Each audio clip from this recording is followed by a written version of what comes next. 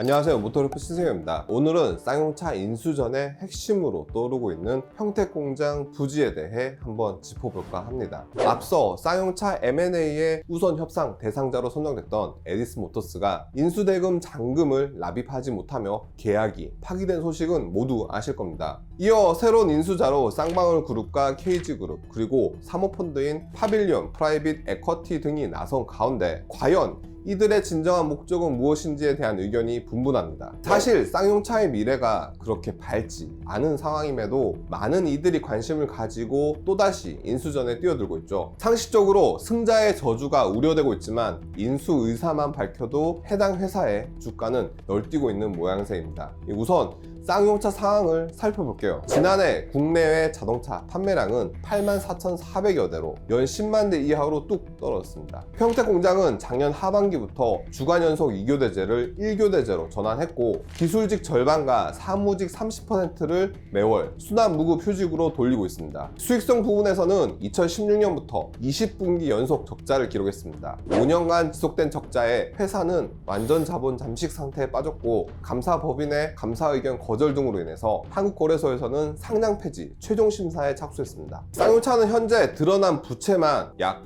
9,370억 원에 달하는데요. 금융권에서는 운영자금 등을 포함해 인수 후 경영 정상화까지 1조 5천억 원의 자금이 필요할 것이라고 예측했습니다. 매각 주관사인 한영 회계법인도 서울회생법원에 쌍용차를 청산하는 편이 기업을 계속 존속하는 것보다 더 가치가 높다고 보고서를 제출한 만큼 인수 시 승자의 저주가 매우 우려되는 상황입니다. 그럼에도 불구하고 쌍방울과 KG, 파빌리온 등이 쌍용차를 인수하려는 이유는 무엇일까요? 회사의 미래나 자동차 사업에 대한 비전은 어둡지만 현재 회사가 가진 부동산의 가치가 높기 때문입니다. 쌍용차는 작년 4월 자산 재평가를 실시했고 경기도 평택시 7개동 외 165곳의 필지 토지 가액을 기존 4,026억 원에서 6,814억 원으로 재조정했습니다. 단순 시세로 따진다면 9천억 원 가량을 받을 수 있을 것으로 봤고 향후 개발 여부에 따라 1조 5천억 원 이상의 가치를 지닌 것으로 평가됐죠. 이와 관련해 부동산 전문가에게 문의를 해봤습니다.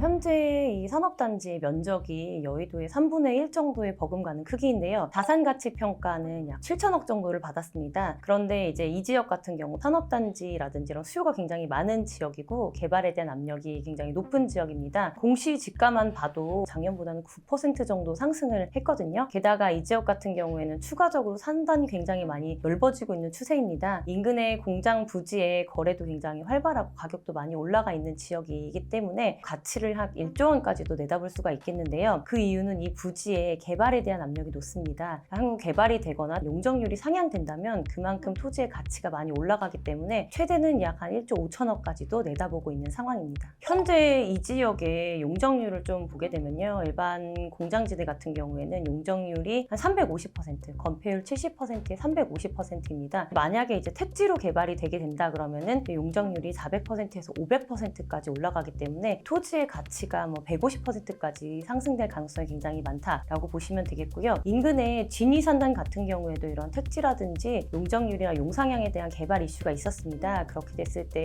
한 3천억 이상의 가치가 있었기 때문에 이 지역도 동일하게 이런 개발에 대한 압력을 받는다면 자산 가치는 굉장히 올라갈 거다라고 보여지고요. 특히 예를 들면 만약에 상업 지역이나 아니면은 유통 지역으로 개발이 된다면은 용적률은 최대 1,300% 그리고 일반 근린 상업 지역 같은 경우에도 900% 정도 용적률도 올라가기 때문에 가치가 거의 한 3배 정도 이상 올라갈 수 있다라고 말씀드릴 수가 있겠습니다.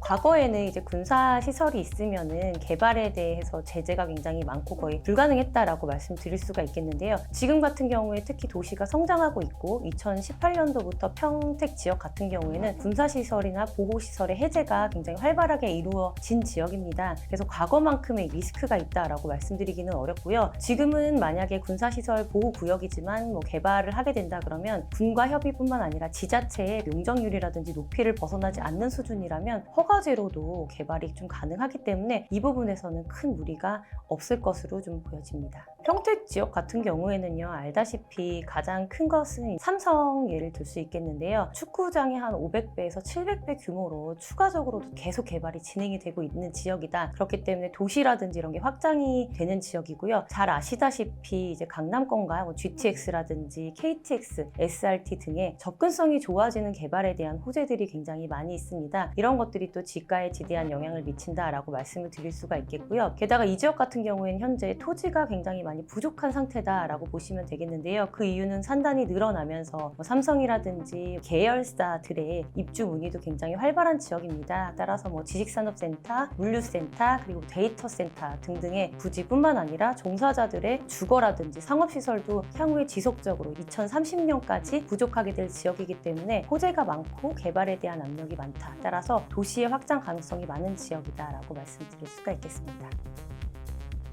평택공장 외에도 쌍용차가 보유한 부동산들을 살펴보면 교통과 입지 여건을 동시에 갖춘 수도권 일대 얼마 남지 않은 대형 부지란 평가를 받고 있습니다. 앞서 쌍용차가 신세계그룹에 매각한 6만 평 규모의 안성 출하장은 2020년 경기 남부권 최대 복합 쇼핑몰인 스타필드 안성으로 재탄생했고, 서울 구로동에 위치한 5,500평 규모의 서울 서비스센터는 매각 후 일정 기간 임대 조건을 달았음에도 불구하고 1,800원이나 받았습니다. 당연히 부동산 개발이 계획대로 쉬운 것만은 아닙니다. 용도 변경과 개발 허가를 받아야 하고, 기존 공장 이전에 대해 노조 및 지자체와의 협의 등 매우 지난한 과정을 거쳐야 합니다. 그럼에도 쌍용차의 가장 매력적인 부분은 자동차 사업이 아닌 회사가 가진 부동산임을 부정할 수는 없겠죠. 물론 쌍용차 인수 의향을 밝힌 회사들이 단순히 부동산만 보고 뛰어든 것은 아닐 겁니다. 회사마다 인수전에 참여하며 각자 자동차 사업에 대한 새로운 비전과 포부 등을 밝히고 있습니다. 쌍방울과 KG, 파빌리온 등 어느 곳에서 쌍용차를 가져가게 될지는 모르겠지만 부동산에만 관심을 가지지 말고 부디 회사 경영 정상화에도 노력할 것을 부탁드리면서 저는 지금까지 모터레프 신승현이었습니다.